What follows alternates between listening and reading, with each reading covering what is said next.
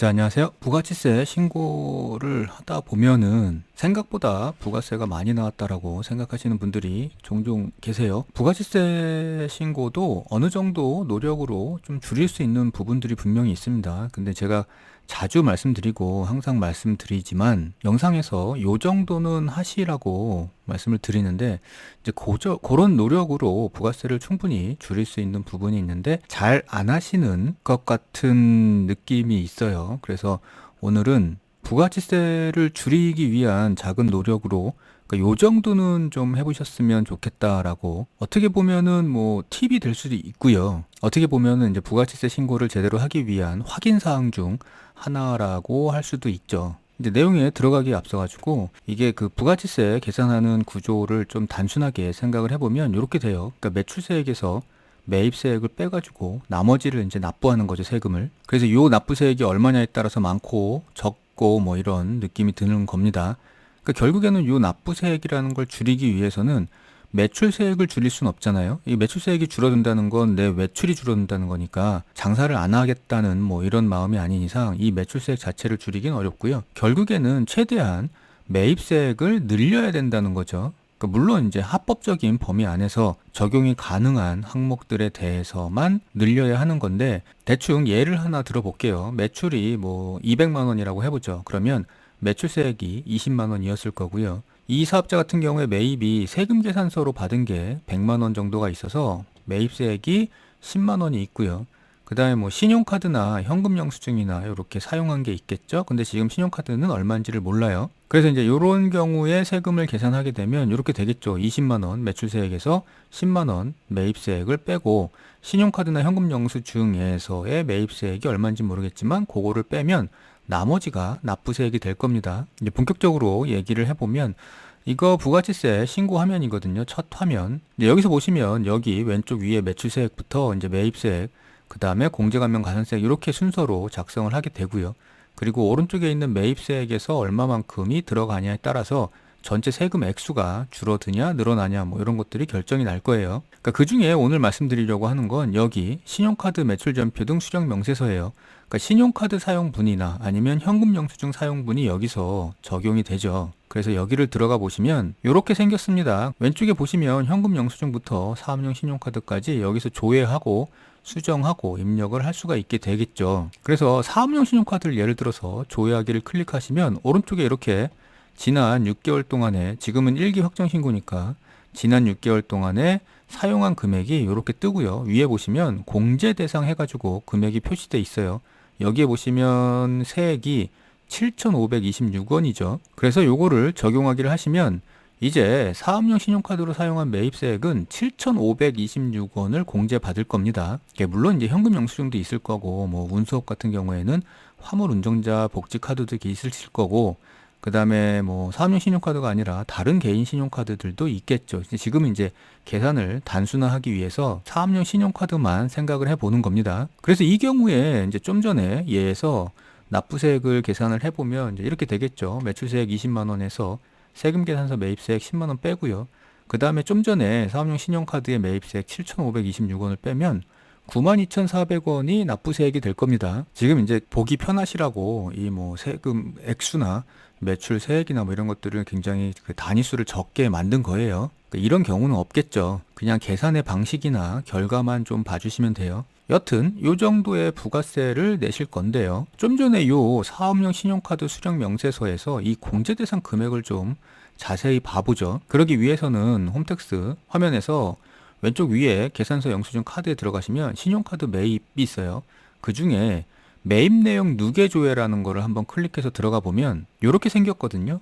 그러니까 사업용 신용카드를 지난 상반기 때 쓴 전체 금액이 여기에 나와 있어요. 그러니까 전체 금액이죠. 그 중에 공제 대상으로 돼 있는 게 7,526원밖에 없다는 겁니다. 그래서 요 금액을 지금 공제받을 수밖에 없는 거예요. 근데 뭔가 좀 이상하죠?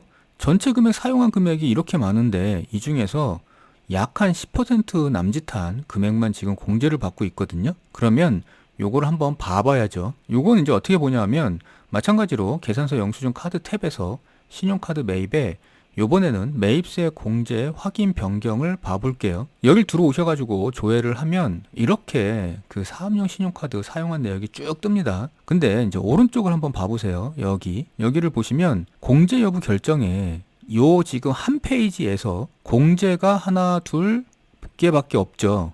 나머지는 다 불공제로 표시되어 있습니다. 그래서 이제 지금 말씀드리고자 하는 거는 이 사업용 신용카드나 현금 영수증 사용 내역을 조회하셔가지고 여기에서 각 건건별로 이게 불공제가 맞는지를 확인을 해 보셔야 됩니다. 만약에 이게 공제 대상인데 여기 홈택스에서 불공제로 표시가 돼 있다 그러면 그만큼 매입세액을 공제를 덜 받게 되고, 그렇게 되면 그만큼 또 부가세를 더 내게 되겠죠. 그래서 요거를 건건별로 공제 대상인지 불공제 대상인지를 판단하셔가지고 공제로 바꾸셔야 되고요. 반대로 불공제 대상인데 공제로 돼 있는 경우도 있을 수 있죠. 그러니까 그런 경우에는 마찬가지로 불공제로 변경을 해 놓으셔야 됩니다. 변경하는 방법은 왼쪽에 체크박스에 체크를 하지 않으면 공제 여부 결정에 여기가 활성화되지 않아요. 그래서 요게 변경을 해야 되는 건수가 있다 그러면 체크박스에 체크를 하시고 여기 활성화된 요 공제 여부 결정 요 부분을 클릭하면 공제 불공제를 바꿀 수 있거든요. 그래서 이런 식으로 공제를 바꾸고 나서 이 밑에 보시면 변경하기가 있어요. 요 변경하기를 꼭 눌러 주셔야 요게 바뀝니다. 그래서 변경하기를 눌러 보시면 조금 크게 볼게요. 그러면 이렇게 공제로 바뀌고 여기 다시 또 비활성화가 됐죠. 그러니까 이런 식으로 여기를 바꿔 주셔야 된다는 겁니다. 이 내역을. 물론 이거를 무조건 바꾸면 안 되겠죠. 당연히 공제 대상인 것들만 골라서 공제로 바꿔 주셔야 되는 겁니다. 세금을 적게 내겠다고 이거 불공제 대상인데 공제로 바꾸시면 안 돼요. 자, 그리고 또 하나, 여기 지금 사업용 신용카드 같은 경우에는 이렇게 홈택스에서 조회가 되는데요. 사업용 신용카드에 등록되어 있는 카드가 아닌 일반 개인 카드를 사용하셨다 그러면 그 카드 내역도 이런 식으로 다운을 받으셔가지고 여기서 하나하나 구별을 해 주셔야 됩니다. 그러니까 요 정도 노력은 필요해요. 그래서 이렇게 하나하나 구분을 해가지고 공제 항목들을 찾으셔야 돼요. 그래서 그 공제 항목들 하나하나를 다 찾으셔가지고 그거를 여기 신용카드 매출 전표 등 수령 명세서 중에 여기 그 밖에 신용카드 여기 명세 입력으로 입력하시면 돼요. 자, 이제는 그렇게 하나하나 찾아서 고치고 나왔을 때 어떻게 바뀌었는지를 한번 볼게요. 신고서 화면에서 신용카드 매출 전표 등 수령 명세서를 들어가 보시면 이제 이런 화면에서 여기 사업용 신용카드를 조회하죠. 그러면 이제 아까 똑같은 화면이었는데 이 밑에 보시면 세액이 7173원으로 바뀌었어요. 조금 확대해 보시면 이제 이렇게 바뀌었다는 거죠. 70173으로. 아까 변경하기 전에는 7526이었죠. 여기 7,500원. 근데 지금은 하나하나 찾아가지고 변경을 해줬더니 7만 원 정도가 됐어요. 그래서 아까도 말씀드렸지만 이런 경우에 20만 원에서 10만 원 세금계산서 매입세액 빼고요. 기존에 있던 사업용 신용카드에서 불러오는 그대로 7,500원을 빼면 92,000원 정도를 내야 됐거든요. 근데 요거를 하나하나 찾아서 고쳐주면 이게 7만 원으로 늘고요. 세액도 29,000원대로 줄죠. 이게 금액을 지금 보기 편하시라고 10만 원, 20만 원 요렇게 적게 산정을 해가지고 말씀을 드리지만 실제적으로 보면요. 이게 100만 원, 200만 원대 이상 될 거거든요. 그러면 이 금액도 굉장히 차이가 크겠죠. 지금은 그냥 편의상 9만 원대와 2만 원대니까 뭐 한 6, 7만 원 정도 차이지만 보통의 경우 매출세액이나 매입세액이 100만 원대까지 올라가면 6, 70만 원 차이가 날 수도 있습니다. 그래서 이런 공제 항목 찾기는 사업용 신용카드뿐만 아니라요. 뭐 개인용 신용카드도 포함이고 그리고 현금 영수증도 마찬가지입니다. 현금 영수증도 바꿀 수 있어요. 이 역시도 이제 홈택스에서 하게 되겠죠. 하지만 분명한 건 알고 계셔야 돼요. 이거는 부가가치세법상 매입세 공제를 할 수 있는 항목만 공제로 바꾸셔야 돼요. 아까도 말씀드렸다시피 세금을 줄여보겠다고 불공제 항목인데 공제 항목으로 바꾸시면 안 됩니다. 이거 나중에 배보다 배꼽이 더 커지는 수가 생겨요. 그러니까 공제로 할 수 있는데 불공제로 들어가 있는 거를 찾으시라는 말씀이에요. 그러기 위해서는 일단 사전에 어떤 게 매입세 공제가 되고 어떤 게 매입세 불공제가 되는지 정도는 알고 계셔야 되겠죠. 그러니까 그거를 구분하는 내용도 이제 다른 영상이 있으니까 그 영상을 참고하시고 먼저 공부를 한번 하신 다음에 요런 작은 노력을 해 보시기를 권해 드립니다.